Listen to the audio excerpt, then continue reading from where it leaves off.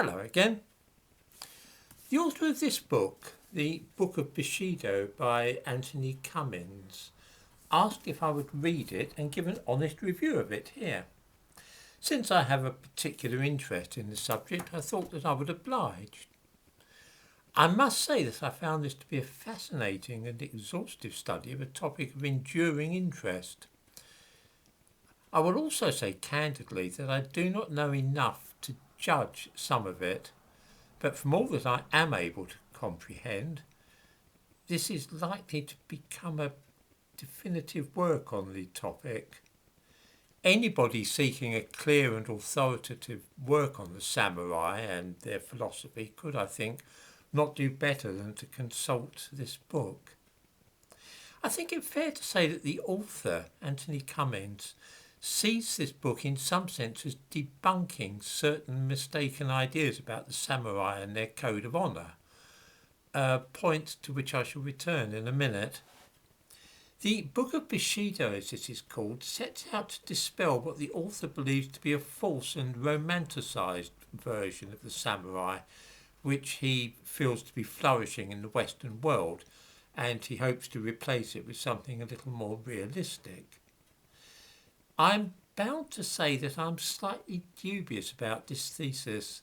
Let me explain why. In 1900, not 1905 incidentally, it's stated on the back cover of the book, a Japanese man published in English a book called Bushido, the Soul of Japan. He wrote this book to explain why many foreigners saw the Japanese as being so law-abiding and polite. The book set out various qualities such as politeness, courage and sincerity, which apparently formed part of the code of chivalry of the samurai and seemingly helped to explain the Japanese character.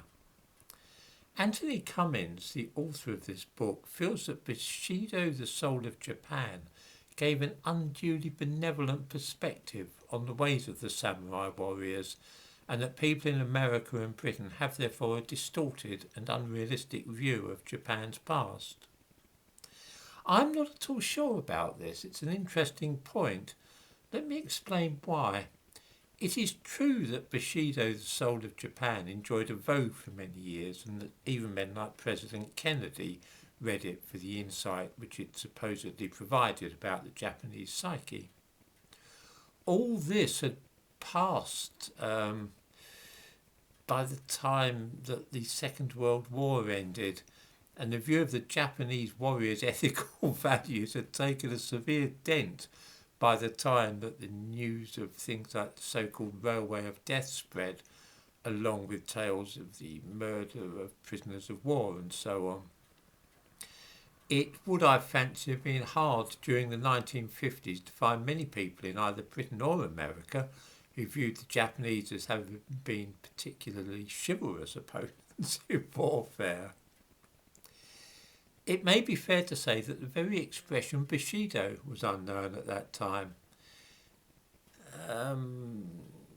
other than to people with a particular interest in Japanese history, that is. In 1959, a book called The Knights of Bushido was published in Britain, which was written by Lord Russell of Liverpool, and the title was meant ironically because it was about Japanese war crimes and atrocities. It was this book, really, which introduced the word Bushido to many ordinary people. 5 years later, the Ian Fleming novel You Only Live Twice was published, and this too made mention of both Bushido and also ninjas, which served to spread these concepts a bit more widely.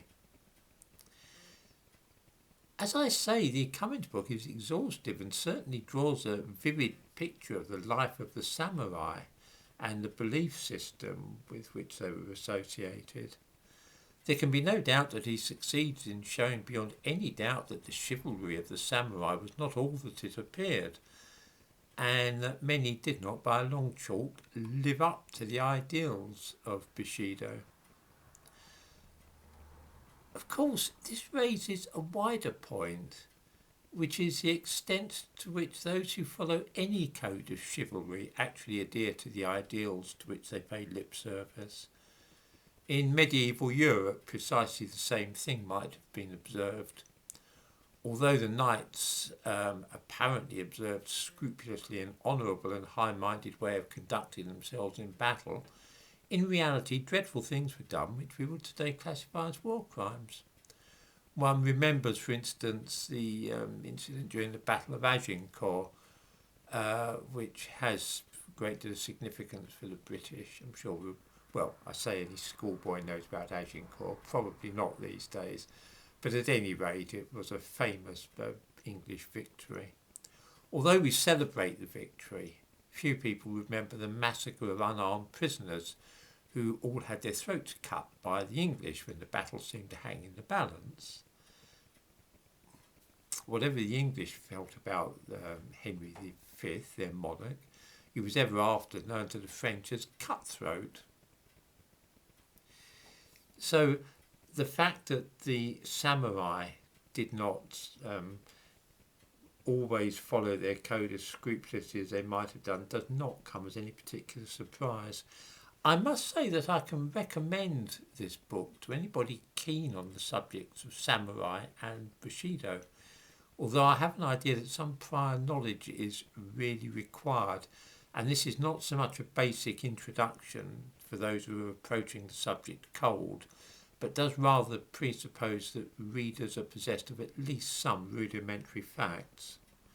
It's published by Watkins, as I say, who specialise in esoteric and unusual topics.